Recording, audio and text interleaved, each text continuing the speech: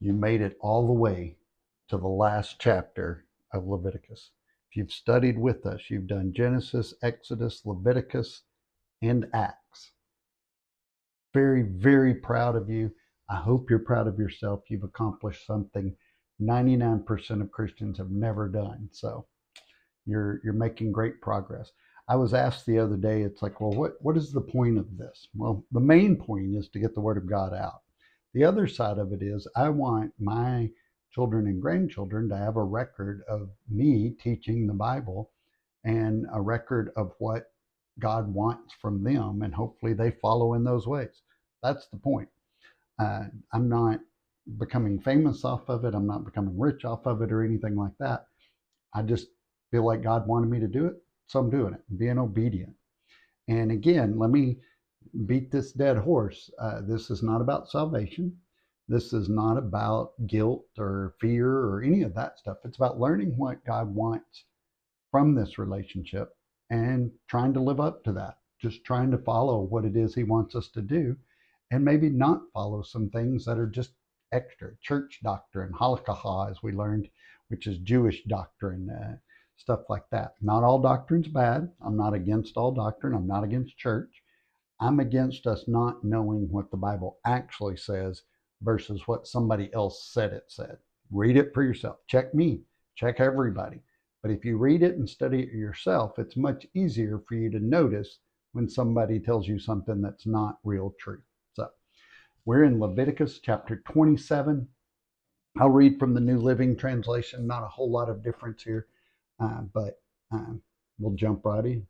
The Lord said to Moses, give the following instructions to the people of Israel. If anyone makes a special vow to dedicate someone to the Lord by paying the value of that person, here's the scale of value to be used.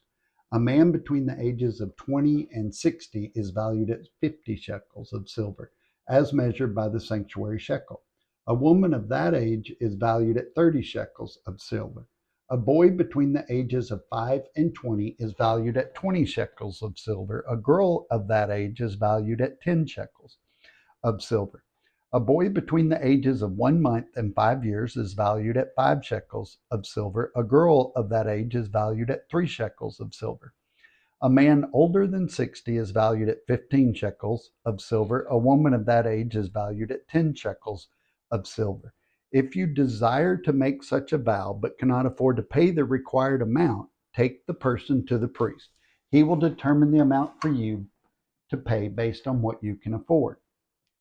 And this is not the value of people, it's the vow price for these things. Much, much different. So don't go running off and say women are worth less. But in this culture, he wouldn't have valued them the same because they wouldn't have accepted it. That's just not how they saw things. So he's using where they are. So if your vow involves giving an animal that is acceptable as an offering to the Lord, any gift to the Lord will be considered holy. You may not exchange or substitute it for another animal, neither a good animal or for a bad, nor a bad animal for a good one. But if you do exchange one animal for another, then both the original animal and its substitute will be considered holy. If your vow involves an unclean animal, one that is not acceptable as an offering to the Lord, then you must bring the animal to the priest. He will assess its value, and his assessment will be final, whether high or low. If you want to buy back the animal, you must pay the value set by the priest, plus 20%. If someone dedicates a house to the Lord, the priest will come to assess its value. The priest's assessment will be final, whether high or low. If the person who dedicated the house wants to buy it back, he must pay the price set by the priest plus 20%. Then the house will again be his. If someone dedicates to the Lord a piece of his family property, its value will be assessed according to the amount of seed required to plant it. 50 shekels of silver for a field planted with 5 bushels of barley seed. If the field is dedicated to the Lord in the year of Jubilee, then the entire assessment will apply.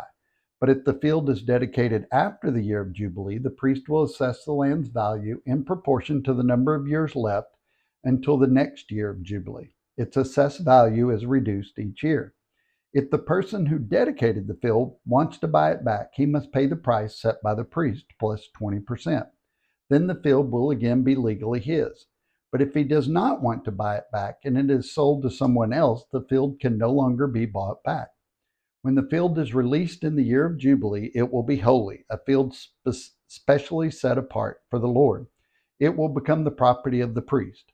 If someone dedicates to the Lord a field he has purchased, but which is not part of his family property, the priest will assess its value based on the number of years left until the year of Jubilee.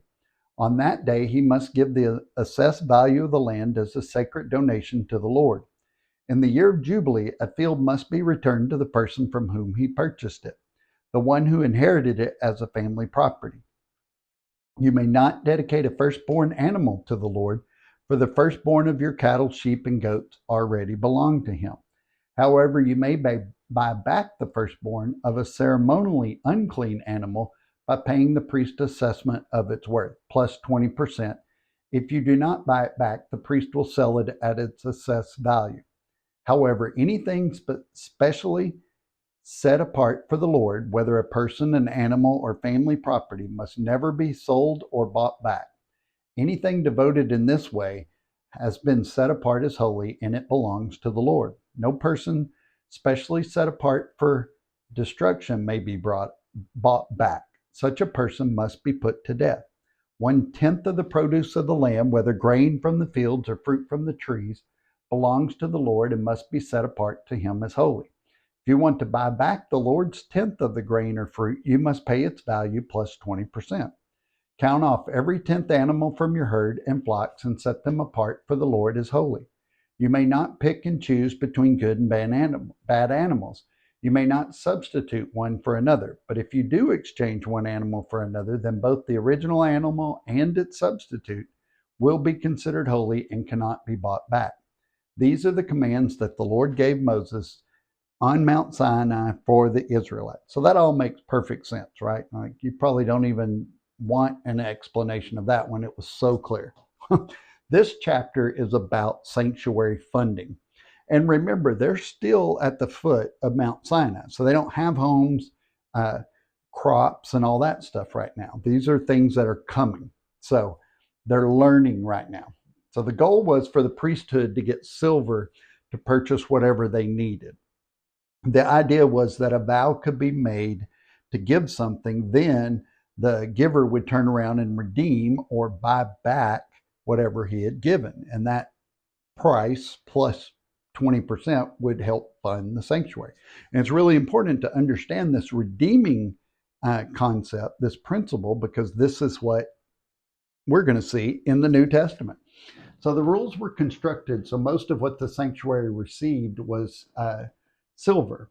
They didn't really want you to bring all the animals and the crops there, because then they would have to just turn around and sell it. So what they would do is assess the value, add 20%, and then you'd give it to them in silver. That was the plan. So the rules are just created that way, make it easier on the sanctuary. Churches lump all their giving together and they call it tithes. But Leviticus breaks it down into categories, which tithing is just one of those categories. So if you've ever heard someone say it's time for your tithe and offering, it's because the tithe is just one of those. The other offerings are still expected.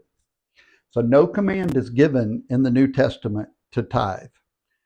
Tithing and giving was assumed in the New Testament because they knew the Old Testament. They knew the Torah, and the Torah had not been abolished. And Yeshua said that every stroke remained intact until heaven and earth disappeared. So the subject of giving is usually quotes like Luke 11:42 that says, "But woe to you, Pharisees, for you pay tithe of mint and rue and every kind of garden herb, and yet disregard justice and the love of God. But these are the things you should have done without neglecting the others." And look at this verse that is usually ignored. This is Matthew 23:23. "Woe to you, scribes and Pharisees, hypocrites, for you tithe mint and dill and cumin, and have neglected the weightier provisions of the law, justice and mercy and faithfulness. But these are the things you should have done without neglecting the others."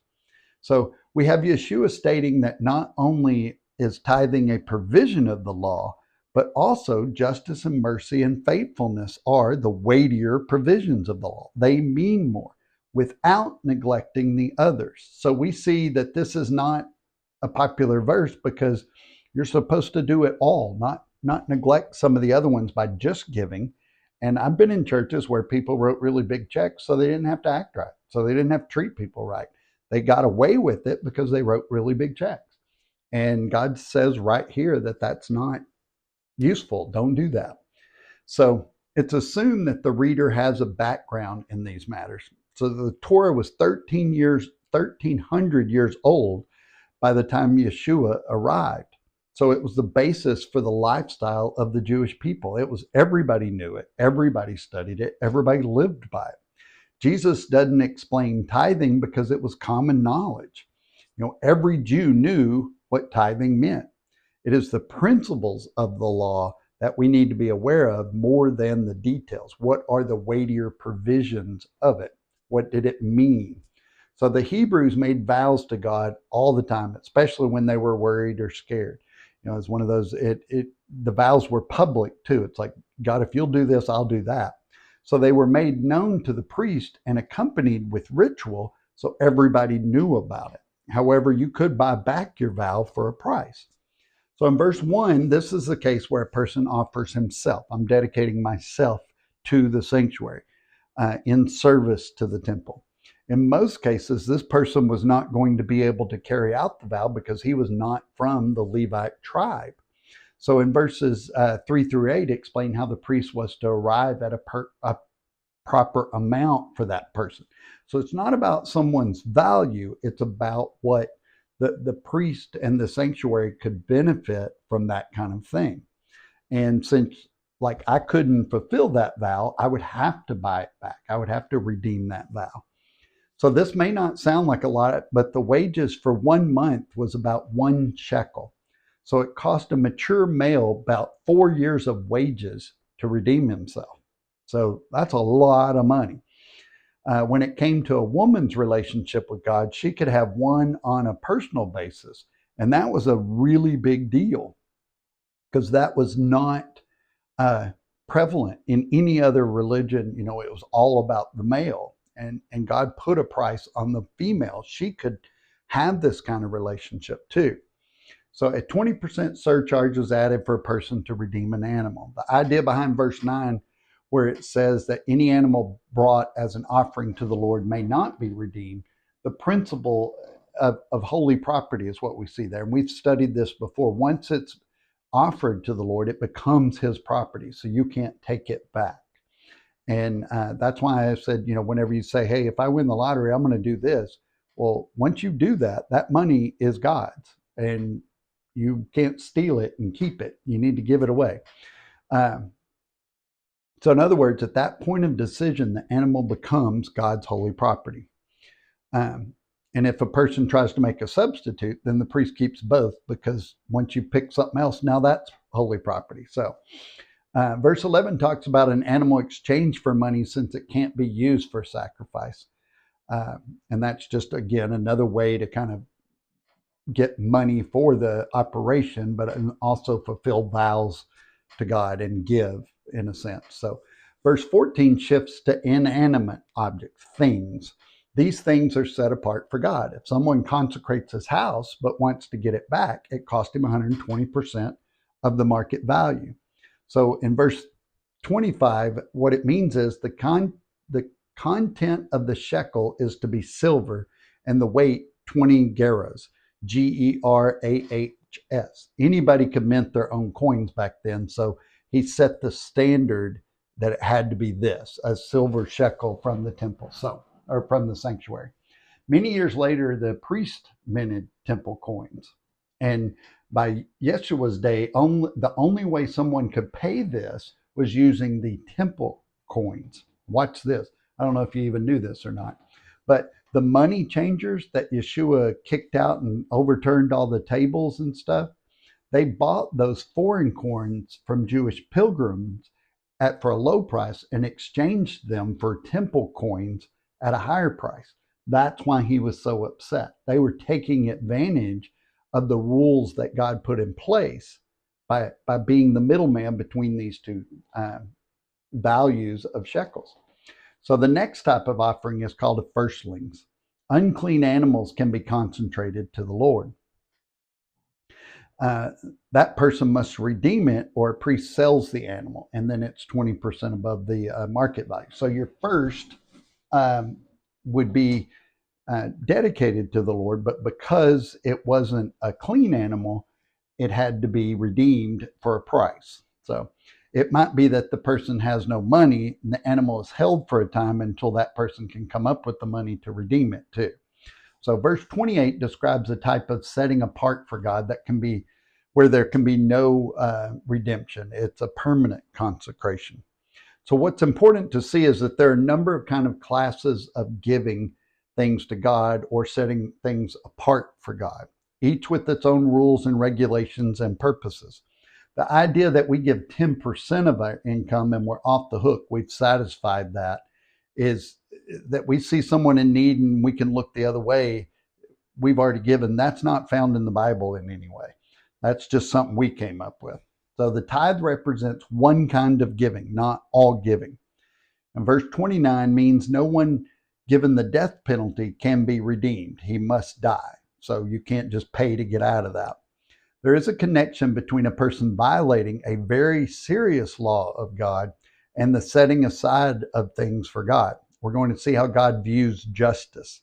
So a person who is to be killed for violating God's law is in God's eyes being set apart for him, in the sense that God is taking back the life that he has given them.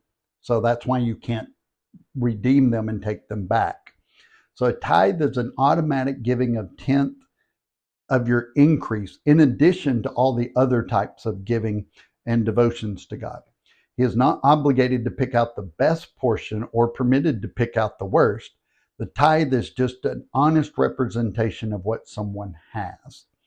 So this is different from a first fruit offering or a ritual sacrifice where only the best is given to God. These are different things. So our response is taken seriously. Changing your mind is costly. Yeshua takes the meaning of all of this to another level. He says it's better to let your yes be yes and your no be no. Yeshua is pointing out that there's a downside to making vows to God, particularly if you're not very good at following through on them.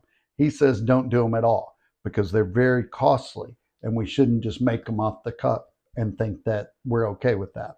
So that is the book of Leviticus. I think you will agree, and send me a message, something that says you think this is the greatest book in the Bible. Even if you don't really think that, say it, because then that'll make me feel better about it. And I joke around a lot, but mainly the goal of Leviticus is to learn what holiness means. Wholeness. God's holiness must be protected. And in order to come into closeness with that, we need Yeshua, the Messiah, Jesus the Christ. That's still the only way to salvation. And that's the only thing that you need to get to what we just talked about in Leviticus. If you have any questions, comments, concerns, please let me know.